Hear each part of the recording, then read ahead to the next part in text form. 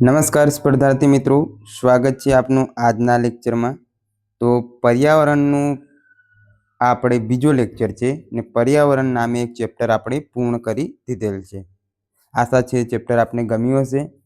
હવે આપણે વનપાલની જે પરીક્ષા છે તેમજ ટેટની જે પરીક્ષા છે ટેટ 1ની, એમાં પર્યાવરણ ઘણું જ મહત્વનો ભાગ ભજવે છે। તો તેની જે સ્પેશિયલ તૈયારી કરતા હોય તે મિત્રોએ તો ખાસ આના પર ધ્યાન આપવાનું રહે છે। વધુ સમય નહીં બગાડી શરૂ કરી આજનો આ લેક્ચર।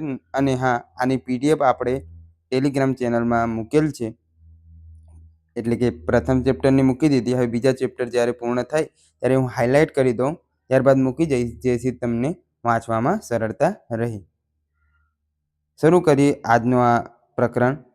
પારિસ્થિતિકી એ આપણે ગુજરાતીમાં વપરાતો શબ્દ છે, એને અંગ્રેજીમાં શું કહેવાય? ઇકોલોજી। એના વિશે વિગતવાર જોઈએ આપણે તો ઇકોલોજી શબ્દ એ ગ્રીક ભાષાના શબ્દ ઓઇકોલોજી પરથી ઉતરી આવ્યો છે। તો કયો શબ્દ છે? ઓઇકોલોજી।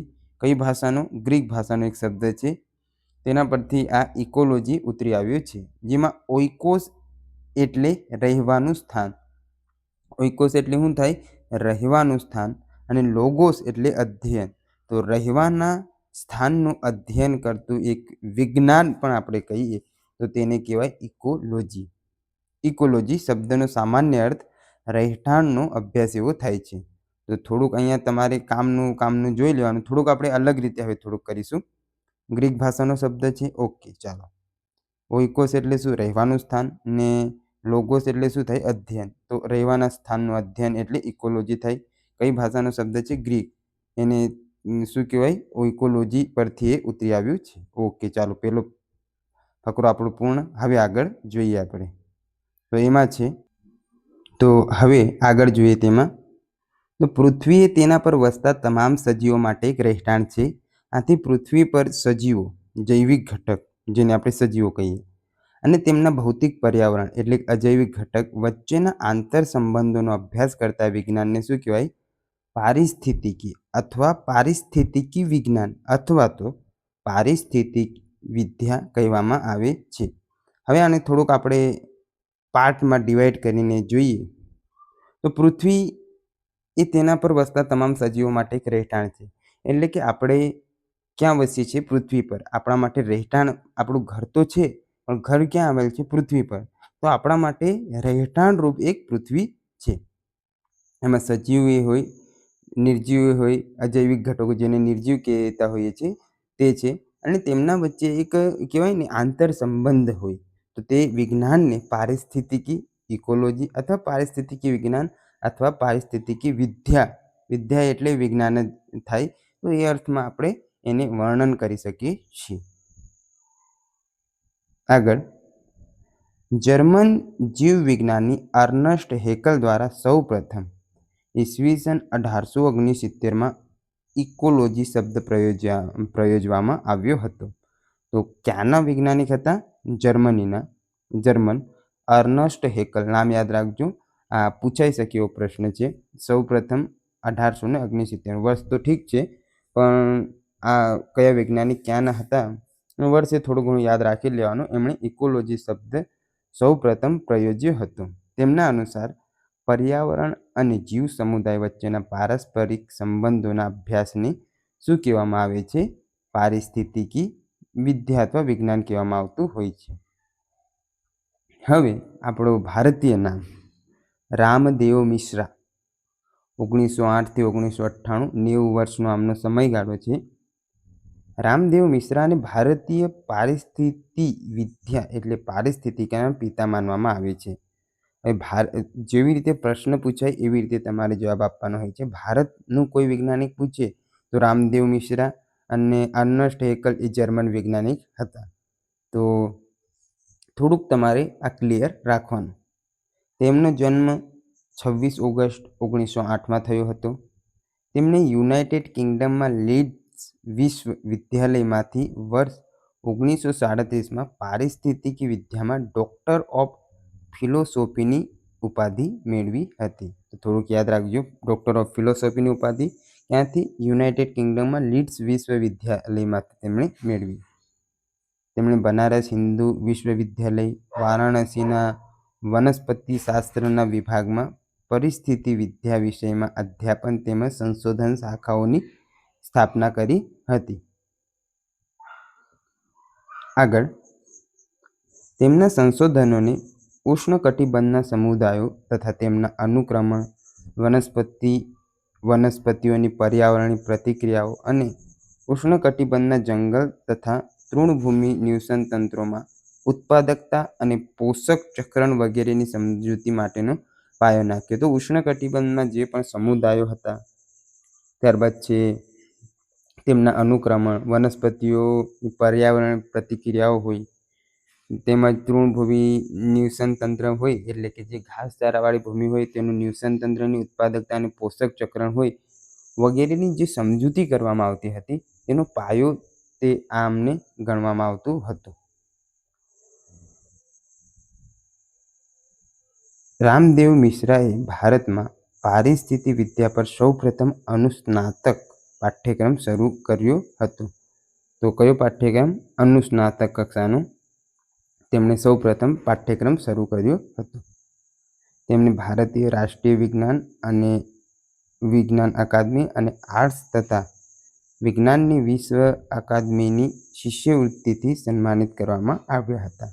તેમજ પર્યાવરણ અને પારિસ્થિતિ વિદ્યા ક્ષેત્રે પ્રતિષ્ઠિત સંજય ગાંધી પુરસ્કારથી પુરસ્કૃત કરવામાં આવ્યા હતા. તો પર્યાવરણ અને પરિસ્થિતિ વિદ્યા ક્ષેત્રે કયો એવોર્ડ આપવામાં આવે છે? તો સંજય ગાંધી એક પુરસ્કાર અથવા એવોર્ડ આપવામાં આવે છે, તેનાથી તેમને સન્માનિત કરવામાં આવ્યા હતા. ત્યારબાદ આગળની તરફ આપણે વધીએ તો જોઈએ તેમના પ્રયત્નથી જ ભારત સરકારે પર્યાવરણીય આયોજન તેમજ સંકલન 1972 માટે રાષ્ટ્રીય સમિતિ સ્થાપી કે જેણે પાછલા વર્ષોમાં પર્યાવરણ અને વન મંત્રાલયની સ્થાપના કરવા માટે 1984માં મદદરૂપ થઈ હતી. હવે આગળ જોઈએ એ પરિસ્થિતિ અભ્યાસ એ જીવ વિજ્ઞાનનો એક એવો વિષય છે કે જે સજીવો વચ્ચેની તથા સજીવ અને તેમના ભૌતિક પર્યાવરણ વચ્ચેની આંતરક્રિયાઓનો અભ્યાસ સૂચવે છે. તો કયો છે? પરિસ્થિતિ અભ્યાસ. જે સજીવો તથા સજીવો અને તેમના ભૌતિક પર્યાવરણ વચ્ચેનો અભ્યાસ સૂચવે છે, આંતરક્રિયાઓનો અભ્યાસ સૂચવતું વિજ્ઞાન એટલે પરિસ્થિતિ અભ્યાસ. તેમાં સજીવો, વસ્તી, સમુદાય, બાયોમ એટલે જૈવમંડળ, નિવસન તંત્ર અને જીવાવરણનો સમાવેશ થાય છે. પારિસ્થિતિક વિજ્ઞાનના પિતા તરીકે એલેક્ઝેન્ડર વોન હમ્બોલ્ટ તેમજ આધુનિક પારિસ્થિતિક વિજ્ઞાનના પિતા તરીકે યુજેન પી ઓડમને ઓળખવામાં આવે છે. થોડુંક આ યાદ રાખજો.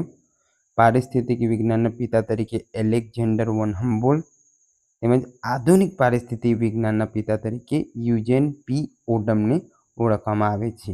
આમાંથી પ્રશ્ન બની શકે છે, એટલે થોડુંક આ ફકરો તમારે વ્યવસ્થિત રીતે કરી લેવો. અભ્યાસના સ્તરો છે અહીંયા કે એમાં જોઈએ આપણે વ્યક્તિગત સજીવ, ત્યારબાદ એમાંથી વસ્તી બને, સમુદાય, નિવસન તંત્ર અને ત્યારબાદ બાયોમ. એ થોડુંક હરખું દેખાતું નહીં. ઠીક છે, આના વિશે આપણે આગળ જોઈશું વ્યવસ્થિત રીતે.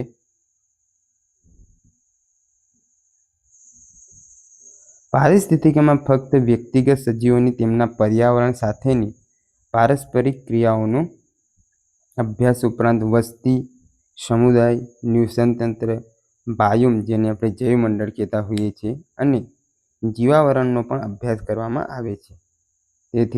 તેથી પારિસ્થિતિકીમાં સંગઠનના વિવિધ સ્તરોના અભ્યાસને આવરી લેવામાં આવે છે, જે નીચે મુજબ છે. તો હવે એમને આપણે વ્યવસ્થિત રીતે એક એક જોઈશું. એમાં જોઈએ વ્યક્તિગત સજીવ અથવા પ્રજાતિ, ઇન્ડિવિજ્યુઅલ સ્પીસીસ. તો એમાં જોઈએ સૌપ્રથમ અહીંયા છે આ કલર થોડુંક ચેન્જ કરીએ તો તમને દેખાશે કે આ વ્યક્તિગત સજીવ એટલે કે હવે આના વિશે આપણે જોઈશું. એમાં જોઈએ આપણે તો વ્યક્તિગત સજીવ અથવા પ્રજાતિ ઇન્ડિવિજ્યુઅલ સ્પીસીસ. વ્યક્તિગત સજીવ અથવા પ્રજાતિ એ કોઈ એક વનસ્પતિ, પ્રાણી કે અન્ય સજીવ છે. વ્યક્તિગત એટલે સિંગલ. તો સિંગલ રીતે જે વર્ગીકરણ કરવામાં આવે તેને વ્યક્તિગત સજીવ કહેવાય. તે પારિસ્થિતિકીના અભ્યાસ માટેનો મૂળભૂત એકમ છે. દરેક પ્રજાતિ આનુવંશિક લાક્ષણિકતાઓનો વિશિષ્ટ સમૂહ ધરાવે છે, જે એક પ્રજાતિને અન્ય પ્રજાતિઓથી અલગ કરે છે. વ્યક્તિગત એટલે કે ધારો કે આ રમેશ છે, ત્યારબાદ આ મહેશ છે. તો વ્યક્તિગત દ્રષ્ટિએ આમનામાં કલરમાંય ભેદ હોય. ત્યારબાદ આ ધારો કાળો છે તો આ થોડો ગોરો હોય. આના વાળ ઘૂંઘરાળું છે તો આના થોડાક આમ વ્યવસ્થિત રીતે વાળ હોય. પછી અમુકને આપણે જોઈએ તો હાથમાં 6 આંગળીઓ થઈ જતી હોય, તો આ વ્યક્તિગત વિશિષ્ટતા છે. ત્યારબાદ વસ્તી બને તો તેમાં આમનું બધાનો સમાવેશ થઈ જાય, તો એવી રીતે એની વાત અહીંયા કરવામાં આવે છે. એક પ્રજાતિ અન્ય પ્રજાતિઓથી અલગ, આમાં પ્રજાતિની વાત કરીએ છીએ, પ્રજાતિ પાછું અલગ જ થઈ જાય. પણ મેં તમને એક ઉદાહરણના માધ્યમથી સમજાવ્યું કે વ્યક્તિગત આપણે લઈએ તો વ્યક્તિગત આવું એટલે એક પછી એક એટલે અલગ અલગ વ્યક્તિઓ આવું એમ અભ્યાસ કરવામાં આવે છે. હવે જોઈએ વસ્તી, પોપ્યુલેશન, જેમાં આપણે પહેલા નંબરે છે વસ્તીમાં, તો એના વિશે જોઈ લઈએ. નિર્ધારિત સમયગાળા દરમિયાન કોઈ ચોક્કસ ક્ષેત્રમાં એક સાથે વસવાટ કરતા અને એક જ પ્રજાતિ સાથે સંબંધિત સજીવોના સમૂહને વસ્તી કહેવામાં આવે છે. એક જ જગ્યાએ રહે અને એક જ પ્રજાતિ હોય, અલગ અલગ નહીં કે ધેડકા ને મગર ને એવું નહીં. ધેડકા તો ધેડકા જ, બધા એક જ જગ્યાએ રહે છે, એક જ પ્રજાતિ છે. તો તેવા સમૂહને શું કહેવામાં આવે છે? વસ્તી. આપણે કહીએ ને માનવોની વસ્તી છે, ગધેડાઓની વસ્તી છે, ઘોડાઓની વસ્તી છે, એવી રીતે ત્યાં એક જગ્યાએ રહે તો તેની વસ્તી કહીએ. હવે એક જ જગ્યાએ ઘોડો ફરતો હોય તો ઓહો ઘોડાની વસ્તી આવી, એવું તો આપણે કંઈ કહેવાના નહીં. તો આ સંદર્ભમાં અહીંયા લીધેલ છે. વસ્તી પોતાની અલગ લાક્ષણિકતાઓ ધરાવે છે જે અન્યથી અલગ હોય છે. કોઈ પણ વસ્તીની લાક્ષણિકતાઓ વસ્તીની સંખ્યા, વસ્તીગીતતા, જન્મદર, મૃત્યુદર, જૈવિક ઉર્જા, વય વિતરણ, વૃદ્ધિના પ્રકાર વગેરે જેવા પરિબળો પર આધાર રાખે છે. આ પરિબળોનો અહીં અભ્યાસ કરવામાં આવે છે. તો કેવી રીતે વસ્તી નિયંત્રિત થાય તેમાં કેવું છે? જન્મદર કે કેટલા જન્મ્યા, મૃત્યુદર. ચાલો હવે ભરતીની વાત કરીએ કે 1000 જણની ભરતી આવી, ઓકે, તો આ જન્મદર ગણીએ આપણે. મૃત્યુદર કેટલા જણ રિટાયર થયા આ વર્ષે, તો 800 જણ, ઓકે. જૈવિક ઉર્જા, તો આ કેટલું કામ કરવાના છે એ લઈએ. વય વિતરણ, તો આમાં કેટલાની ઉંમર આટલી છે કે આટલી છે એ રીતે. વૃદ્ધિના પ્રકાર, કેટલાનું પ્રમોશન થયું વગેરે જેવા પરિબળો પર આધાર રાખે છે. તો આ બધાનો આપણે વિગતવાર અહીંયા અભ્યાસ કરવાના છે. હવે જોઈએ સમુદાય, એને શું કહેવાય? કોમ્યુનિટી. એક નિવાસ સ્થાનમાં વસવાટ કરતી વિવિધ પ્રજાતિઓની વસ્તી વચ્ચે પરસ્પર આંતરક્રિયા અને એકબીજા પર નિર્ભરતાથી સમુદાયની રચના થાય. સિંગલ રીતે કહું કે ધારો કે આ મરઘાઓની વસ્તી છે, આ માનવોની વસ્તી છે, આ બાજુ અળસિયાની વસ્તી છે. તો શું થાય? માનવ મરઘા પર આધાર રાખે, મરઘા અળસિયા પર આધાર રાખે, અને ત્યારબાદ આ આમના પર આધાર રાખે ને આમના પર ને આમના પર. તો તમે સમજી ગયા હશો આ શું છે? સૂક્ષ્મ જીવો છે. તો આવી રીતે અલગ અલગ જીવો એકબીજાને મદદ કરે અથવા એકબીજા પર નિર્ભર હોય તો તેને આપણે શું કહેતા હોઈએ છીએ? સમુદાય તરીકે ઓળખતા હોઈએ છીએ. તો એ જ છે, એક નિવાસ સ્થાનમાં વસવાટ કરતી વિવિધ પ્રજાતિઓની વસ્તી વચ્ચે પરસ્પર આંતરક્રિયા એટલે એકબીજા સાથે કોઈ પણ ક્રિયા કરવા સંકળાયેલા હોય અને એકબીજા પર નિર્ભરતા એટલે એકબીજા પર આધાર રાખે. એનાથી શું થાય? સમુદાયની રચના થાય છે. જેમાં સમુદાયની વસ્તી, વિસ્તાર, પ્રજાતિઓની વિવિધતા અને તેમના વચ્ચે થતી ક્રિયા પ્રતિક્રિયાઓનો અભ્યાસ કરવામાં આવતો હોય છે. ઉદાહરણ તરીકે લઈએ, પ્રાણી અને પક્ષી ખોરાક માટે વનસ્પતિ પર આધાર રાખે છે.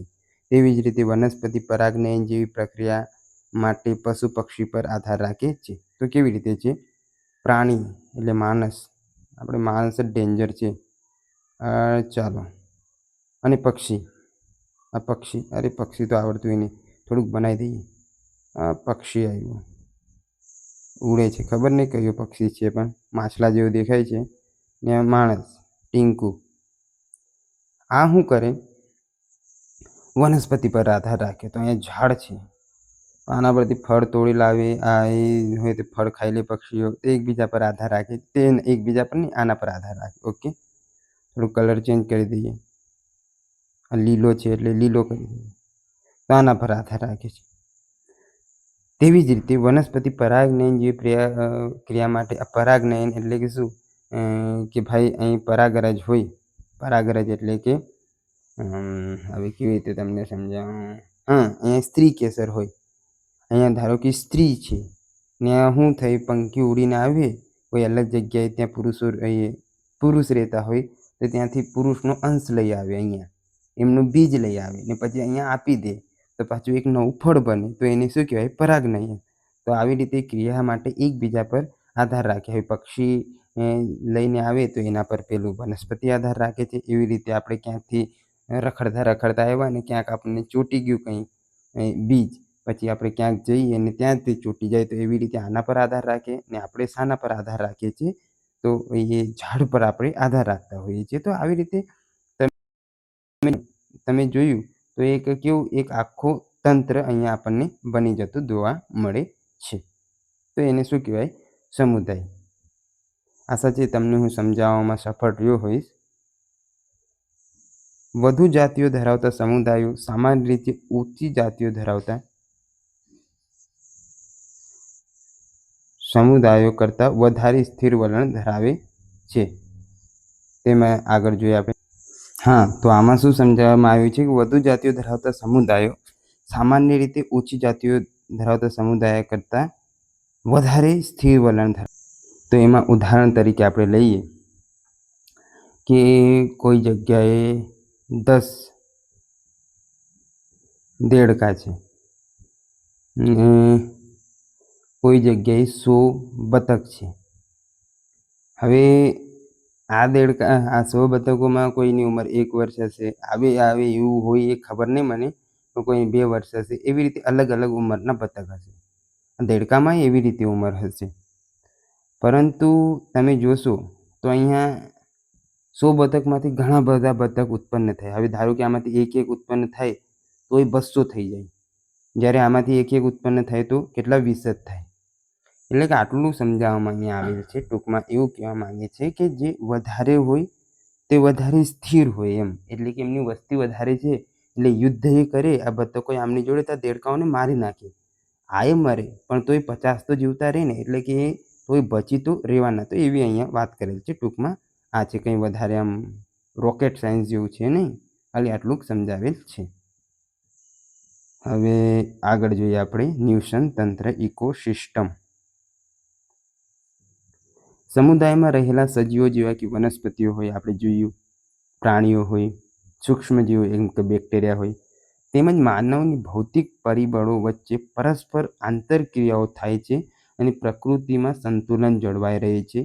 કોઈ એક વિસ્તારમાં બધા સજીવો જૈવિક ઘટકો જેને કહીએ તથા વાતાવરણના અજૈવિક ઘટકો સંયુક્ત રીતે નિવસન તંત્રની રચના કરતા હોય છે. તો આપણે જોઈએ તો વનસ્પતિઓ હોય, પ્રાણીઓ હોય, સૂક્ષ્મજીવો હોય, તે બધા એકબીજા પર આધાર રાખે છે અને એ રીતે સંતુલન સ્થાપે. કે એવું ન થાય કે ભાઈ માણસો તો હવે વસ્તી વધે છે, એના સિવાય છે કે અચાનક હરણના વધી જાય, મરઘાના વધી જાય, માછલાના વધી જાય. એકબીજા પર નિર્ભરતા હોય, એમની ખોરાક માટે એકબીજા પર આધાર રાખે. તો એવી રીતે શું થાય, તો એક આખું તંત્ર, તેને નિવસન તંત્ર કહેવાય ને. એમાં શું હોય, સંતુલન જળવાઈ રહેતું હોય છે. એમાં જોઈએ તો તળાવ, સરોવર, જળ પ્લાવિત ભૂમિ જેને આપણે વેટલેન્ડ કહીએ, આર્દ્ર ભૂમિ જેને કહેતા હોઈએ છીએ આપણે, નદી અને નદીમુખ એસ્ચ્યુરી જલીય નિવસન તંત્રના ઉદાહરણ છે. જલીય છે મોટાભાગે, તળાવ છે, સરોવર, આર્દ્રભૂમિ, નદી, નદીમુખ વગેરે જલીયના છે. અને સ્થળીયના જંગલો છે, જેની તમે તૈયારી કરી રહ્યા છો, જંગલ બચાવવાની, બીટગાર્ડ, ફોરેસ્ટર, એની ઘાસના મેદાનો છે. ટુંડ્રા છે, એ પણ એક ઘાસનું મેદાન જેવું જ આવે. હવે બહુ સમયથી વાંચન મને બહુ ખ્યાલ નહીં, પણ આવું કંઈક આવે છે ખરું. રણ પ્રદેશો, સ્થળીય નિવસન તંત્રના બધા ઉદાહરણો છે. હવે જોઈએ નિવાસ સ્થાન, વસવાટ, હેબિટેટ. નિવાસ સ્થાન એ ભૌતિક પર્યાવરણ છે જ્યાં સજીવ રહે છે. નિવાસ એટલે કે રહેવું, અને સ્થાન એટલે સ્થળ. તો રહેવા માટેનું સ્થળ એને શું કહેવાય? નિવાસ સ્થાન. ક્યાં નિવાસ કરે છે પેલા દેવી દેવતાઓ? તો એવું એ રીતે આપણે જોઈએ છે કે તેમનો તો ત્યાં નિવાસ છે, એમ આપણે સામાન્ય ભાષામાં એ શબ્દનો ઉપયોગ કરતા હોઈએ છીએ, જે સ્પષ્ટ ભૌતિક પરિબળોથી સંપૂર્ણ હોય છે. નિકેત એટલે નિકેત એ સામાન્ય રીતે નિવાસ સ્થાનમાં પ્રજાતિઓની સ્થિતિ તેમજ કાર્યાત્મક લાક્ષણિકતાઓને વ્યાખ્યાયિત કરે છે. તો જે નિકેત એટલે શું હોય? નિવાસ સ્થાનમાં જે પ્રજાતિ હોય તેમની સ્થિતિ અને કાર્યાત્મક એટલે કાર્ય કરે તેની લાક્ષણિકતાઓને વ્યાખ્યાયિત કરે છે. હવે જોઈએ બાયોમ કે જૈવમંડળ. આઈજી સિમોન્સ અનુસાર જ્યારે નિવસન તંત્રને વિશાળ વિસ્તારમાં વિસ્તૃત કરવામાં આવે છે ત્યારે તેને બાયોમ તરીકે ઓળખવામાં આવે છે. બાયોમ સૌથી મોટો જૈવિક એકમ છે. નિવસન તંત્ર બહુ મોટું ફેલાઈ ગયું એટલે બમની જેમ ફૂટી જાય, એટલે વિસ્તાર પામી જાય, એવી રીતે તમારે યાદ રાખવાનું. બમની જેમ વિસ્ફોટ થઈ ગયો તો તેને શું કહેવામાં આવે છે? બાયોમ. અને બાયોમ એ સૌથી મોટો જૈવિક એકમ છે. પ્રશ્ન બની શકે કે સૌથી મોટો જૈવિક એકમ કયો? તો તે છે બાયોમ. આબોહવા, તાપમાન, અક્ષાંશ ઋતુ જેવા અજૈવિક પરિબળો દરેકની સીમા નક્કી કરે છે. ત્યારબાદ એમાં આગળ જોઈએ પણ બે બાયોમ તો આબોહવા, તાપમાન, અક્ષાંશ ઋતુ જેવા અજૈવિક પરિબળો દરેકની સીમા નક્કી કરે છે. કોઈ પણ બે બાયોમ સરખા હોતા નથી, એટલે કે દરેક બાયોમ એમની અલગ અલગ લાક્ષણિકતાઓ ધરાવતા આપણને જોવા મળતા હોય છે. બાયોમને બે ભાગમાં વિભાજિત કરવામાં આવે છે. કયા કયા? તો તે જોઈએ આપણે. એક જલીય બાયોમ ને એક સ્થળીય બાયોમ. નામ પરથી તમને ખ્યાલ આવી ગયો હશે કે જલીય બાયોમ કોને કહેવાય અને સ્થળીય બાયોમ કોને. ત્યારબાદ બાયોમને સમજવા માટે ધ્યાનમાં રાખવામાં આવતી બાબતો. તો કઈ કઈ બાબતો બાયોમને સમજવા માટે ધ્યાનમાં રાખવામાં આવે છે એ આપણે જોઈએ. તો પ્રાદેશિક આબોહવાની લાક્ષણિકતાઓ. પ્રાદેશિક એટલે કે પ્રદેશની. આબોહવા એટલે આપણને ખબર છે કે 35 વર્ષ કે તેનાથી વધારે સમયગાળાની જે વાતાવરણની સ્થિતિ અથવા હવામાનની સ્થિતિ હોય તેને આપણે આબોહવા કહેતા હોઈએ છીએ. તો તેમાં જે લક્ષણો રહેલા હોય પ્રદેશમાં રહેલી આબોહવાની લાક્ષણિકતાઓ.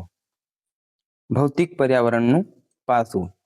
ત્યાંનું પર્યાવરણ કેવું છે તેના પાસાઓને ધ્યાનમાં રાખવામાં આવતું હોય છે. જમીનનો પ્રકાર તેમજ જમીનના વિકાસમાં યોગદાન આપતી પ્રક્રિયાઓ. જમીનનો પ્રકાર એટલે કેવી છે? કાળી છે, ભેજવાળી છે કે અન્ય રણ પ્રદેશની છે વગેરે. અને તેનું વિકાસમાં, જમીનના વિકાસમાં યોગદાન આપતી પ્રક્રિયાઓ. કઈ પ્રક્રિયાઓ જે જમીનના વિકાસમાં ભાગ આપે છે તેનો. ત્યારબાદ જે તે વિસ્તારની વનસ્પતિ સૃષ્ટિનું વિતરણ. ત્યાં કેવી વનસ્પતિ છે તેના વિતરણ. જે તે વિસ્તારમાં પ્રાણી સૃષ્ટિનું વિતરણ તેમજ તેમનું પર્યાવરણ સાથેનું અનુકૂલન. તો આ બાયોમને સમજવા માટે ધ્યાનમાં રાખવામાં આવતી બાબતો છે. હવે આપણે જોઈએ વિશ્વના બાયોમ. તો એમાં બાયોમમાં વન સૌ પ્રથમ જોઈએ તો ઉષ્ણકટિબંધીય પેટા પ્રકાર, વિષુવવૃત્તીય જંગલો, પાનખર જંગલો અને સમશીતોષ્ણ કટિબંધીય જંગલો. તો આમનો કહેવાય ને કે એમાં સમાવેશ થાય છે. કયા કયા? ઉષ્ણકટિબંધીય વિષુવવૃત્તીય જંગલો. તો વિષુવવૃત્ત પ્રદેશમાં જે જંગલો આવેલા હોય તો તેને ઉષ્ણ કટિબંધીય વિષુવવૃત્તીય જંગલો કહે છે. ત્યારબાદ પાનખર જંગલો કે અમુક સમય જેવા જંગલો હોય કે તેમના પાન ખરી જતા હોય તેવા પાનખર. ને સમશીતોષ્ણ, સમાન તડકો, સમાન ઠંડાપણું જ્યાં હોય, સમશીતોષ્ણ. સમ એટલે સરખું, તો તેવા જંગલો આમના પેટા પ્રકારમાં છે. ત્યારબાદ પ્રદેશોમાં ઉત્તર પૂર્વીય અમેરિકા, પશ્ચિમ અને મધ્ય યુરોપ, ત્યારબાદ છે સાઇબેરિયા, અલાસ્કા અને કેનેડા. આ પ્રદેશોમાં આ જંગલો જોવા મળતા હોય છે. વનસ્પતિ સૃષ્ટિ એ અને પ્રાણી સૃષ્ટિ બી. તો વનસ્પતિને એ ભાગમાં રાખ્યું છે, પ્રાણી ત્યારબાદ આગળ જોઈએ ઓછા ગાઢ અને મધ્ય ઊંચાઈવાળા વૃક્ષો. ઓછા ગાઢ હોય ને ઊંચાઈ મધ્ય હોય તેવા પહોળા પાંદડાવાળા વૃક્ષો, કે એવા વૃક્ષો કે જેમના પાંદડા પહોળા હોય તો તેનો સદાબહાર વૃક્ષો, કે જે હંમેશા લીલા જ હોય એવા વૃક્ષો, જેમ કે ઓક, બર્ચ, મેપલ, પાઇન, ફિરાન્ડ, સ્પ્રુસ વગેરે નો આમાં સમાવેશ થાય છે. હવે બી માં પ્રાણીઓ, તો એમાં કયા કયા છે? ચામાચીડિયા, બાજ, કોનિફર, વુડપેકર, ખિસકોલી, સસલા, કાળા રીંછ, હરણ, સિંહ જેવા સસ્તન પ્રાણીઓનો આમાં સમાવેશ થાય છે. હવે રણ જોઈએ તો ગરમ અને શુષ્ક પ્રકારના રણ હોય, અર્ધ શુષ્ક હોય ને કિનારા અને ઠંડા રણ.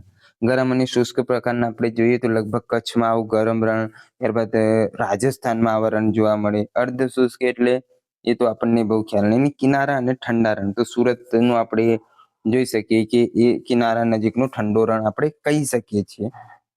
ઉદાહરણમાં ધારો કે લઈએ તો એમ પ્રદેશો તો સહારા, કાલહારી, થાર જેવા ગરમ રણના સીમાંત વિસ્તારો, ટુંડ્રા આબોહવા પ્રદેશો, આ બધાનો આમાં સમાવેશ થાય છે. હવે ઓછી વનસ્પતિ આમનામાં જોવા મળે. મોટા સસ્તન પ્રાણીઓ, એટલે સસ્તન એટલે કે જે બચ્ચાને દૂધ પીવડાવતા હોય એવા પ્રાણીઓ અહીંયા જોવા મળે. સરીસૃપ એટલે સાપ જે પેટે સરકીને ચાલતા હોય એવા પ્રાણીઓ અહીંયા જોવા મળે. અને પક્ષીઓ, કાળિયાર અને જમીન ખિસકોલી વગેરે અહીંયા જોવા મળતા હોય છે. ત્યારબાદ જોઈએ ઘાસની જમીન. ઘાસની જમીનના અલગ અલગ પ્રકાર છે, તો તેના વિશે આપણે જોઈએ. ઉષ્ણકટિબંધીય સવાના ઘાસના પ્રદેશો, સમશીતોષ્ણ ઘાસના મેદાનો, તો આનો સમાવેશ આમાં થાય છે. કયા કયા? ઉષ્ણકટિબંધીય એટલે તમને મેં આગળ જ કીધું તે ગરમ પ્રદેશમાં રહેતા હોય સવાના ઘાસના પ્રદેશો તે, ને ત્યારબાદ સમશીતોષ્ણ ઘાસના મેદાનો, આનો આમાં સમાવેશ થાય છે. પ્રદેશોની વાત કરીએ તો કયા કયા છે? આફ્રિકા છે, ઓસ્ટ્રેલિયા, દક્ષિણ અમેરિકા, યુરોપ, ઉત્તર અમેરિકા અને ભારતનો મોટા ભાગનો વિસ્તાર તે આમાં આવી જતો આપણને જોવા મળે છે. ત્યારબાદ કેવું જોવા મળે એમ તો એક ઘાસ અને મોટી ઝાડીઓ આમાં જોવા મળે. ઘાસની જમીન હોય એટલે શું? ઘાસ હોય ને મોટી ઝાડીઓ હોય. પ્રાણીઓ કયા હોય? જીરાફ હોય, ઝીબ્રા, ભેંસ, ચિત્તો, હાથી, ઉંદર, સાપ, ગેંડા, જંગલી ઘોડો, સિંહ જેવા પ્રાણીઓ આ ઘાસની જમીનમાં જોવા મળતા હોય છે. આપણે મૂવીઓમાં ઘણીવાર આવા સીન જોતા હોઈએ. સિંહ નહીં, સીન જોતા હોઈએ કે જ્યાં આવા સિંહ રહેતા હોય છે, ઘાસના મેદાનોમાં હોય. ત્યારબાદ હરણ પર હુમલો કરે તો આમ ધીમે ધીમે ચાલીને આવતા હોય. આવું બધું આપણે જોતા હોઈએ છીએ મૂવીઓમાં. જળચર બાયોમ વિશે જોઈએ તો સમુદ્રી વિસ્તારોમાં જળચર એટલે સમુદ્રમાં, તો સમુદ્રી વિસ્તારો કયા કયા? સરોવર છે, નદી, આર્દ્ર ભૂમિ એટલે વેટલેન્ડ જેને કહેવાય અંગ્રેજીમાં, મહાસાગરો છે, લગુન અને મુખ ત્રિકોણ પ્રદેશો વગેરેનો આમાં સમાવેશ થતો આપણને જોવા મળતું હોય છે. તો તેમાં કઈ કઈ વનસ્પતિ હોય? એક તો દરિયાઈ વનસ્પતિ હોય ને એક પાણીમાં રહેનારા પ્રાણીઓ. તો બે ભાગ હોય, એક પ્રાણીઓ, વનસ્પતિ. પણ કઈ? તો દરિયાઈ ને પેલી દરિયાઈ પ્રાણીઓ, એ બે નો આમાં સમાવેશ થાય છે. હવે જોઈએ જીવાવરણ, જીવોનું આવરણ. તો તેને શું કહેવાય? જીવાવરણ. જેમાં બધા જ જીવો આવી જતા હોય તે આવરણને આપણે એક સ્તર, તેને જીવાવરણ કહેતા હોઈએ છીએ. મિત્રો, અમુક વાર કંટાળો આવે, પરંતુ આપણે એક એક વસ્તુ થોડુંક વ્યવસ્થિત રીતે સમજીએ જેથી તમને પરીક્ષામાં યાદ રહે. મને હવે ઠીક છે યાદ રહેના રહે, તમને યાદ રહે એવી રીતે હું ભણાવવાનો પ્રયત્ન કરું છું. જીવાવરણ એટલે બાયોસ્ફિયર. તો જીવાવરણમાં વાતાવરણ આવી જાય, કારણ કે એ જીવાવરણનો ભાગ છે. જલાવરણ આવી જાય, એ જીવાવરણ. પાણી હોય તો જ આપણે જીવીએ, વાતાવરણ હોય તો જ જીવીએ. વાતાવરણ નીકળી જાય તો ના જીવી શકીએ, એવું થાય. મૃદાવરણ, માટી, જમીન, પૃથ્વી આપણને રહેવા માટે સહારો તો જોઈએ જ ને, સમાવેશ થાય છે. જે સજીવોની પરસ્પર ક્રિયા તથા જીવન ટકાવી રાખવા આધાર આપે છે. તો આમનો સમાવેશ થાય છે. વાતાવરણ, જલાવરણ અને મૃદાવરણનો સમાવેશ એ જીવાવરણમાં આપણને થતું જોવા મળે છે. ત્યારબાદ જીવાવરણ શબ્દ ગ્રીક શબ્દ બાયો એટલે સજીવ અને ફાયરા એટલે આવરણ પરથી બનેલો છે. કયા શબ્દ છે? બાયોસ્ફિયર આપણે કહીએ છીએ, સ્ફિયરા. તો બાયોસ એટલે સજીવ અને સ્ફેરા એ આવરણ પરથી બનેલો શબ્દ કયો છે? જીવાવરણ અથવા બાયોસ્ફિયર. કયો શબ્દ છે? ગ્રીક શબ્દ છે. જીવાવરણ શબ્દ વર્ષ 1875 એડવર્ડ સુએજ દ્વારા આપવામાં આવ્યો હતો. વર્ષ તો ઠીક છે, યાદ રહેનારે. એડવર્ડ સુએજ આ વૈજ્ઞાનિક અથવા જે સંશોધક છે તેનું નામ તમારે ખાસ યાદ રાખવાનું રહેતું હોય છે. અહીંયા થોડુંક ઇમ્પોર્ટન્ટ બની જતું હોય છે આપણા માટે. જીવાવરણને પૃથ્વીનું ચોથું આવરણ કહેવાય. વાતાવરણ, જલાવરણ, મૃદાવરણ અને જીવાવરણ. જેમાં સજીવોનું ભરણ પોષણ થાય છે. જીવાવરણમાં જ બધા જીવો રહેતા હોય છે ને ત્યાં તેમનું ભરણ પોષણ થતું આપણને જોવા મળતું હોય છે. જીવાવરણમાં સજીવ, વસ્તી, સમુદાય, નિવસન તંત્ર અને બાયોમ નો સમાવેશ અહીંયા થઈ જાય. વસ્તી એટલે કે ગમે તેની વસ્તી, સજીવોની વસ્તી હોય, સજીવોની જ મોટા ભાગે તો વસ્તી હોય. તે સમુદાય તો આપણે જોયું સજીવ, ત્યારબાદ વસ્તી, સમુદાય બને, પછી એક તંત્ર બને, નિવસન તંત્ર કહીએ, ને ત્યારબાદ આખી એક રચના થાય તેને આપણે બાયોમ કહેતા હોઈએ છીએ. તો જીવાવરણમાં આ બધાનો સમાવેશ થતો આપણને જોવા મળે છે. સમુદ્રના સૌથી નીચા તળથી વાતાવરણના સૌથી ઊંચા બિંદુ સુધી લગભગ 24 કિલોમીટરનું આ જૈવિક આવરણ છે. તળેટીથી લઈને વાતાવરણ ઉપર જઈએ લગભગ 24 કિલોમીટરનો જે વિસ્તાર આપણે લઈએ, આમ અહીંયાથી શરૂ કરીને અહીંયા સુધી 24 કિલોમીટર સુધીનો જે વિસ્તાર હોય આને આપણે જીવાવરણ કહેતા હોઈએ છીએ.